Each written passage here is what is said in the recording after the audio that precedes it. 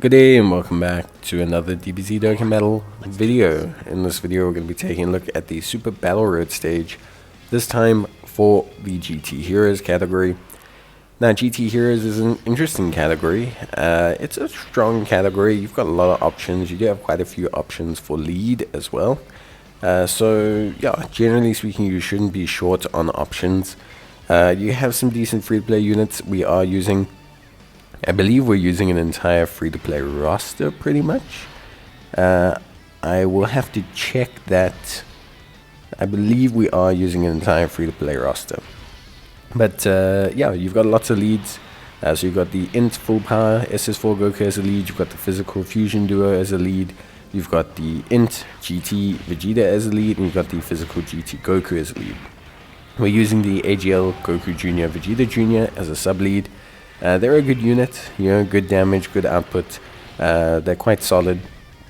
They come with some very decent, solid levels of damage output. They do take a little bit of time to get going. You do need to get them a bit of key. But generally speaking, they're not a bad DPS option. Alongside that as well, we also have the Tech Super Saiyan Goku GT, also another free-to-play unit. Again, not too bad a unit here. Really solid.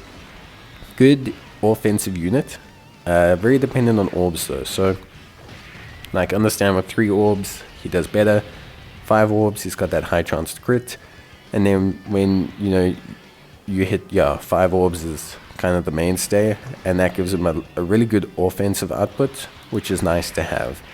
So those 2 units there, I mean, they're just going to be floating, doing their thing.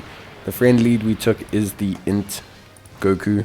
So the Int Full Power SS4 Goku. I think he's probably the best choice for SBR. Very tanky, very strong unit.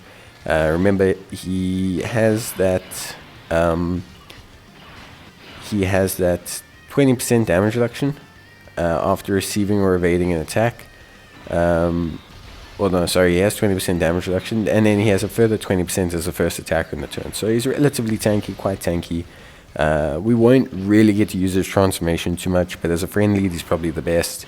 He's also a 200% lead for a lot of the characters because he also gives an extra 30% for Pure Saiyans, Hybrid Saiyans, so that does help out quite a lot.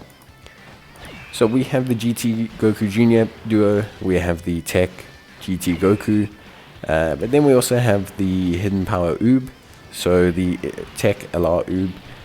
Easy Aid, this is the Battlefield Chop Oob. So he's quite expensive. He's not a character a lot of new players are going to have,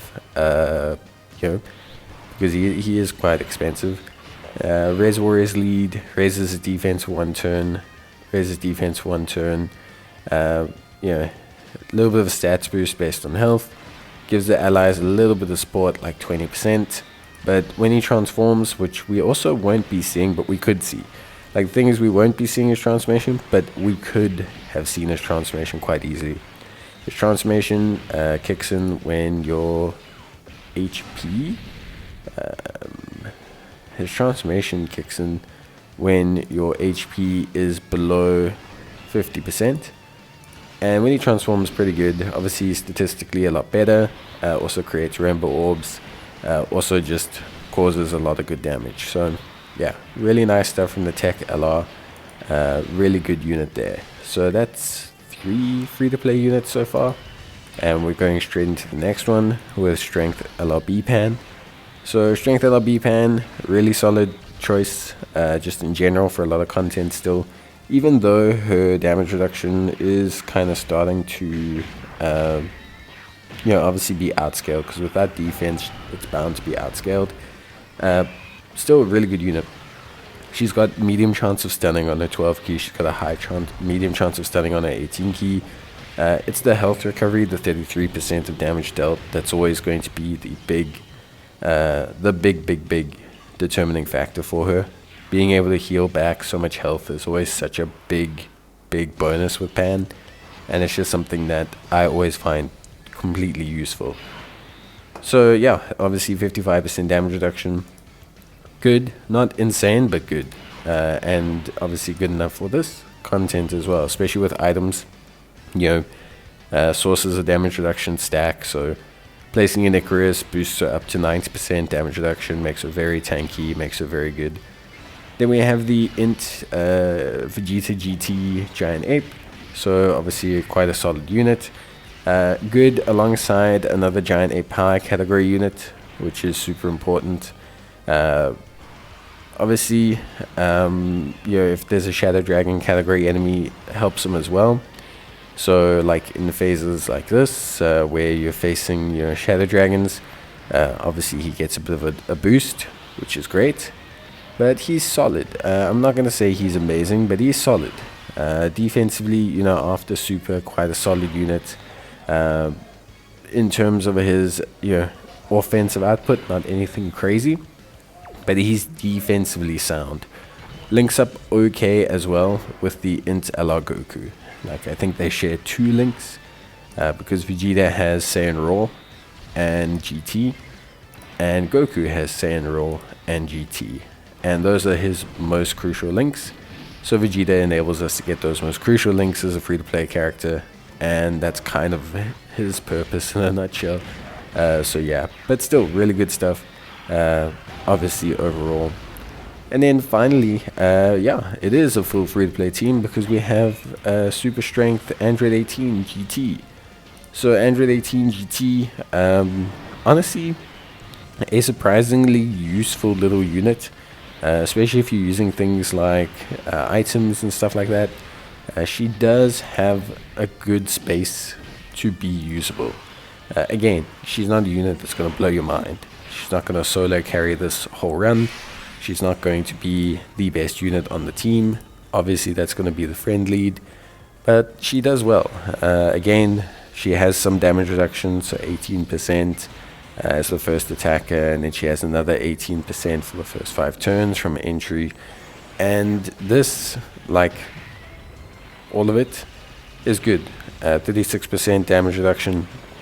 Combine that with an item, and all of a sudden she'll be up to 70% or so. Where she really shines is that she provides support. So she gives all our allies defense of 30%. Okay. She then also, of course, has guaranteed crits after receiving an attack, which is also really good, especially if you're going to run her in the first slot. And then she also boosts allies' attack by 35%. Now, obviously, because we're running a fully free-to-play team, stats are very low. So anytime we can provide any kind of offensive buff where possible is going to be helpful, because we are running a lower stat team. Having those stats will ultimately help a lot. But yeah, honestly, was a nice, fun run. I definitely wouldn't suggest it. The problems you have with free-to-play teams is, generally speaking, their level of output is a lot lower than non-free-to-play teams because of the stats and the lower lead that you run. If you want to run this team, first thing you do, change the lead.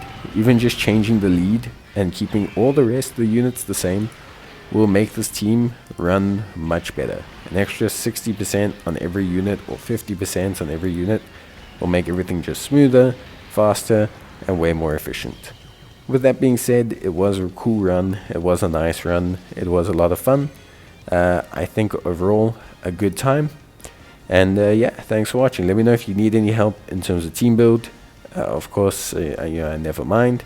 But yeah, that's basically gonna be it from me. So I will see you guys in the next one. Until then, take care, stay safe, and as always, bye.